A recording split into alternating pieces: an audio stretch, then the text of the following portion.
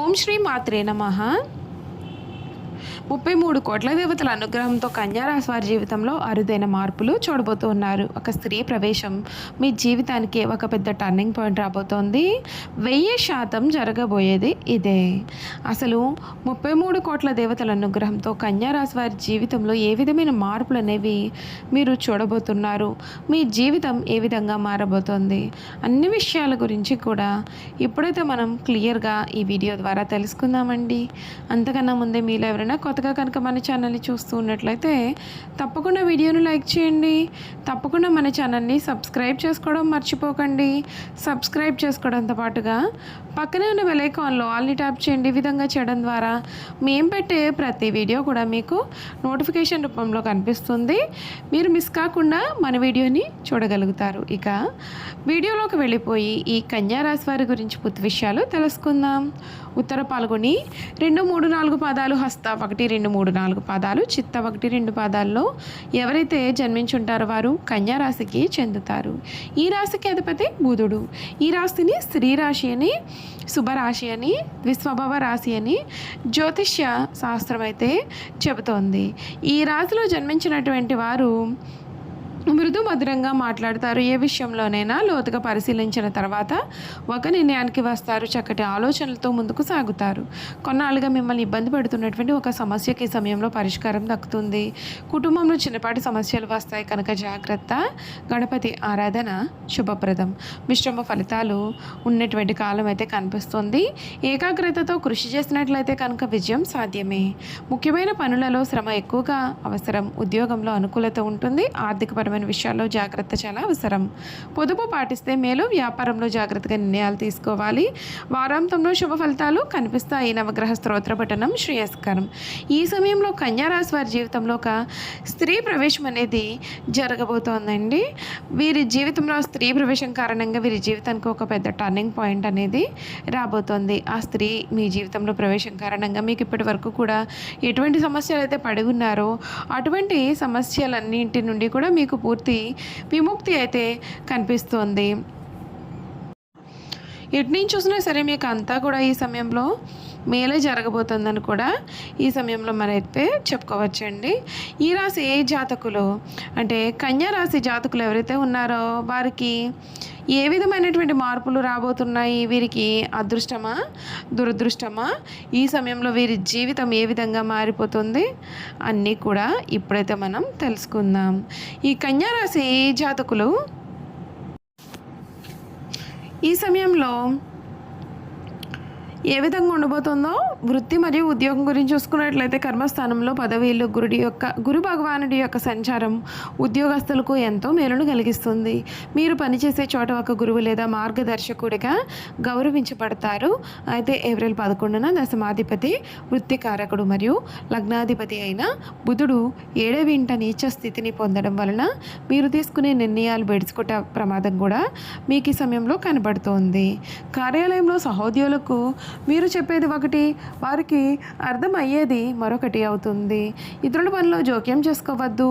April 14న వ్యయాధిపతి సూర్యుడు 8వ ఇంట బలం పుంజుకోవడం వలన బహుళజాతి సంస్థల్లో అంటే ఎంఎన్సీలో పనిచేసే వారికి లేదా రీసెర్చ్ ఎడిటింగ్ రంగాల్లో ఉన్నటువంటి వారికి ఆకస్మిక పదోన్నతులు, విదేశీ ప్రయాణ అవకాశాలు కూడా లభిస్తూ ఉన్నాయి. వ్యాపారం మరియు స్వయం ఉపాధి గురించి చూసుకున్నట్లయితే ఈ సమయం వ్యాపారస్తులకు అడుగడుగునా కూడా అప్రమత్తంగా ఉండాలి. మీ సప్తమ స్థానం అంటే వ్యాపార స్థానం యుద్ధ వాతావరణాన్ని తలపిస్తోంది. అక్కడ ఇప్పటికే ఉన్నటువంటి శనితో అష్టమాధిపతి కుజుడు మరియు నీచ స్థితిలో లగ్నాధిపతి బుధుడు కలవడం వలన వ్యాపార భాగస్వాములతో తీవ్రమైన విభేదాలు విడిపోయే పరిస్థితులు రావచ్చు. వారు మిమ్మల్ని మోసం చేసేందుకు ప్రయత్నాలు చేయవచ్చు లేదా మీ మధ్య నమ్మకం సడలుతుంది. ఏప్రిల్ మొదలు 3 వారాల్లో కూడా కొత్త కాంట్రాక్టులు సంతకం చేయవద్దు. చట్టపరమైన చిక్కులు వచ్చే అవకాశాలు ఉంటాయి కాబట్టి పన్నుల విషయాల్లో పారదర్శకత పాటించండి.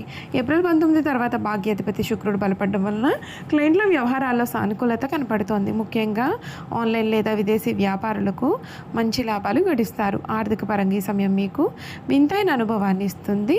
ఏప్రిల్ 14న వ్యయాధిపతి సూర్యుడు అష్టమంలో, 8వ వీళ్ళు ఉచ్చస్థితిని పొందడం వల్ల విపరీత రాజయోగం ఏర్పడుతుంది. అంటే ఇతరులు నష్టం మీకు లాభంగా మారడం లేదా ఇన్సూరెన్స్ వారసత్వ ఆస్తుల ద్వారా ఆకస్మిక ధనం రావడం జరుగుతుంది. ఇక ఏప్రిల్ 19న ధనాధిపతి మరియు భాగ్యాధిపతి అయిన శుక్రుడు స్వక్షేత్రమైన వృషభ రాశిలోకి ప్రవేశించగానే మీ యొక్క ఆర్థిక కష్టాలన్నీ కూడా తొలగిపోతాయి. దీర్ఘకాలిక పెట్టుబడుల కోసం మీరు చేసే ప్రయత్నాలు కూడా చక్కగా ఫలిస్తాయి. మీ మాట తీరు మృదువుగా మారి ఆర్థిక వ్యవహారాలను చాకచక్యంగా మీరు చక్కబెట్టుకోగలుగుతారు. ఆర్థిక మరియు శ్రేయస్సు చూసుకున్నట్లయితే కనుక లగ్నాధిపతి బుధుడు నిత్యస్థితిలో అంటే సప్తమంలో ఉండడం మరియు అష్టమ స్థానంలో వచ్చే శుక్రుని ప్రభావం కారణంగా ఆరోగ్యం పట్ల అశ్రద్ధ పనికిరాదు. నరాల బలహీనత, చర్మ సమస్యలు లేదా కంటికి సంబంధించిన ఇబ్బందులు కూడా కాస్త బాధించవచ్చు. 6వ ఇంట రోగస్థానంలో కుంభరాశిలో రాహు సంచరించడం వలన మీకు వచ్చే అనారోగ్యం ఏమిటో డాక్టర్లు కూడా వెంటనే అర్థం కాదు. వింతైన ఇన్ఫెక్షన్లు, ఆహార నియమాలు ఖచ్చితంగా పాటించాలి. సప్తమంలో ఉన్న కుజుడు శనులను నేరుగా దృష్టి మీ యొక్క లగ్నం పైన పడడం వలన వాహనాలు నడిపే సమయంలో తొందరపాటు పనికిరాదు. మెడిటేషన్ చేయడం వల్ల మానసిక ఆందోళన తగ్గుతుంది. వైవాహిక జీవితంలో ఈ సమయంలో ఒక టెస్టింగ్ పీరియడ్. సప్తమ స్థానంలో అంటే 7వ ఇంట్లో కుజుడు, శని మరియు నీచ బుధుని సమ్మేళనం కారణంగా జీవిత భాగస్వామితో ఎడతెగని వాదనలు, ఈగో సమస్యలు తలెత్తుతాయి. ఒకరి మాట ఒకరికి అర్థం కాదు లేదా విపరీత అర్థాలు తీసుకుంటూ ఉంటారు. సంబంధం తెగిపోయే స్థాయికి వెళ్లకుండా మౌనం వహించడమే ఉత్తమ పరిష్కారం. భాగస్వామి ఆరోగ్యానికి కూడా వైద్య ఖర్చులు అనేవి జరిగే అవకాశాలు ఉన్నాయి. అయితే ఏప్రిల్ 19 తర్వాత 9వ ఇంట శుక్రుని సంచారం కారణంగా మీ యొక్క తండ్రి గారి వైపు నుండి గొప్ప నైతిక మద్దతు ఉంటుంది. కుటుంబంతో కలిసి పుణ్యక్షేత్ర దర్శనాలకు వెళ్ళే ఆలోచనలు చేస్తారు. ఇది మనసుకు ప్రశాంతతను ఇస్తుంది. విద్యాకారకుడైన బుధుడు నీచ స్థితిలో ఉన్నందున విద్యార్థులకు ఏకాగ్రత తీవ్రంగా లోపిస్తుంది. చదివింది మర్చిపోవడం లేదా పరీక్షల్లో గందరగోళం పడడం జరుగుతుంది. అయితే 9వ ఇంట శుక్రుని మరియు 10వ ఇంట గురుని ప్రవేశం కారణంగా ఉన్నత విద్య అంటే మాస్టర్, పిహెచ్డి మరియు పరిశోధన రీసెర్చ్ చేస్తున్నటువంటి విద్యార్థులకు అద్భుతమైన గుర్తింపు, విదేశీ యూనివర్సిటీల అవకాశాలు కనిపిస్తున్నాయి. సప్తమ స్థానంలో ఉన్న కుజ, శని, నీచ బుధ దోషాలను నివారించుకుని వైవాహిక వ్యాపార జీవితంలో శాంతిని పొందడానికి మీరు కొన్ని పరిహారాలు పాటించాలి. ఏంటంటే విష్ణు ఆరాధన. లగ్నాధిపతి బుధుడి నీచ స్థితిని తొలగించడానికి ప్రతి బుధవారం శ్రీ విష్ణు సహస్రనామ స్తోత్ర పారాయణం చేయండి. దీని కారణంగా నిర్ణయాల్లో స్పష్టత అనేది మీకు కనబడుతుంది. దుర్గామాత పూజ. ఆకస్మిక ప్రమాదాలు మరియు భాగస్వామ్య గొడవలను ఆపడానికి మంగళవారం రోజున రాహుకాలాల్లో దుర్గాదేవికి దీపారాధన చేయండి. జంతు సేవ. పచ్చపెసలను బుధవారం రోజున పక్షులకు లేదా ఆవులకు తినిపించడం వలన మీ యొక్క కమ్యూనికేషన్ దోషాలు తొలగి వ్యాపార వృద్ధి కూడా కనిపిస్తుంది. చూసారు కదండి, కన్యా రాశి వారి గురించి తెలుసుకున్నారు కదా. ఈ వీడియో కనుక మీకు నచ్చినట్లయితే తప్పకుండా వీడియోని లైక్ చేయండి. తప్పకుండా మన ఛానల్ని అయితే సబ్స్క్రైబ్ చేసుకోవడం మర్చిపోకండి. సబ్స్క్రైబ్ చేసుకోవడంతో పాటుగా పక్కనే బెల్ ఐకాన్లో ఆల్ని ట్యాప్ చేయండి. ఈ విధంగా చేయడం ద్వారా మేము పెట్టే ప్రతి వీడియో కూడా మీకైతే నోటిఫికేషన్ రూపంలో కనబడుతుందండి.